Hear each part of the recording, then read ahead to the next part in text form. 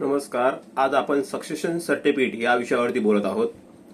Succession certificate हा actually testamentary law मध्ये येतं. टेस्टामेंटरी लॉ मध्ये सक्सेशनचे 3 प्रकार आहेत: सक्सेशन सर्टिफिकेट, प्रोबेट आणि letter of administration. Succession certificate आपण ज्यावेळी घेतो जेव्हा एखादा व्यक्ती मृत्यू पावतो आणि त्याची मूळ प्रॉपर्टी जेव्हा लीगल एअर क्लेम करतात त्या केसमध्ये सक्सेशन सर्टिफिकेट घेतली जाते. दुसरा पार्ट आहे प्रोबेट.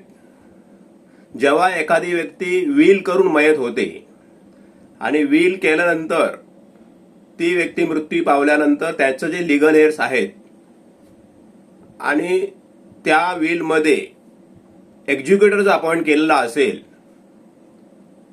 तर त्या केसमध्ये प्रोबेटसाठी आपण ऍप्लिकेशन करू शकतो. प्रोबेट हा फक्त एक्झिक्युटर अपॉइंट केलेला असेल तरच प्रोबेट पिटिशन दाखल करून प्रोबेट घेता येऊ शकते.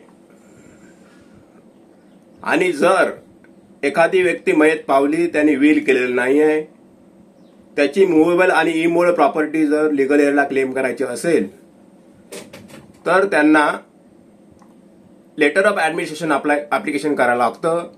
आणि लेटर ऑफ ऍडमिनिस्ट्रेशन मध्ये त्यांना मुव्हेबल आणि इमूव्हेबल प्रॉपर्टी दोन्ही क्लेम करता येते.